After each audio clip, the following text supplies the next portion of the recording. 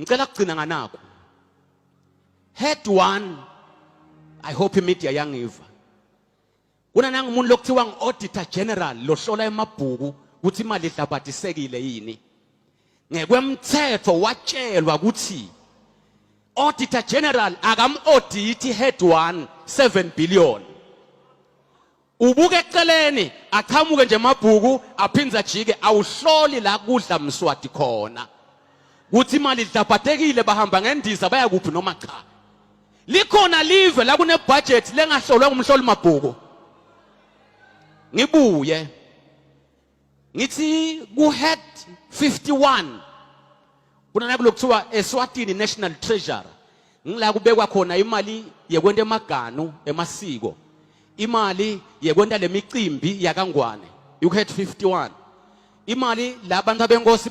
baphana khona you head 51 ing 456 million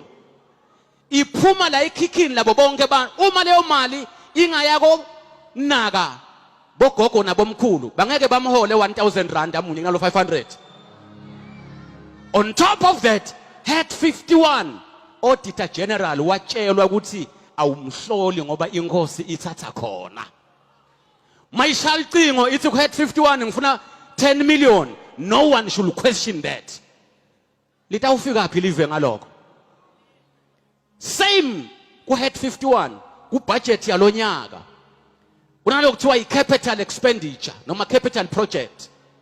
bebabeke 160 million i-justification yathi bayo renovate tigodlo tenkosi niyangiva yini ti renovate nga 160 million alelani ke Maswati ningakasukumi nabambana nabanelulaka nabamunye nakhuluma liqiniso nikhulume kushifu nikukhulume kubucopho nikukhulume kundvuna yenkundla nikukhulume ku-MP ningamniki kuthula MP ekhaya ningayengwa abantu labathi ungamfaka lokwala ngemuva MP akana ukwenda lutho phambili labo MP balele because nani niyaba softer niyaba worshiper banitsengele amabhodlela amabili etshwala nihleke nikhohle lokuthi le phambili bathengisa ilungelo leno balibala ukuthi mine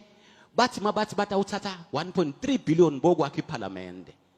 ngathi mina kunjani 1.3 billion akhe esibhedlela esikhulu so that siyekele ukuthi bantu bafe bakuphalala baya esibhedlela seSouth Africa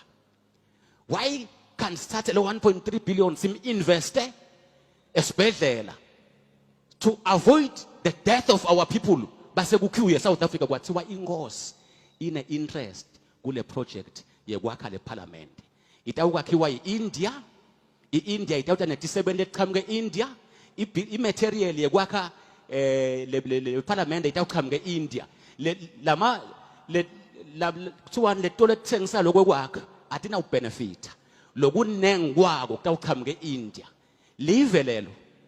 uthatha imali yeMaswati uyothenga kwekwakha eIndia I'm giving you a background ukuthi Swaziland is one of the best countries in terms of economy kodwa because of the political system lekhona kondliwa the elite and the masses are poor ningivile Maswati akithi kusuka le ngitela was not easy in terms of resources in terms of risk niyang understand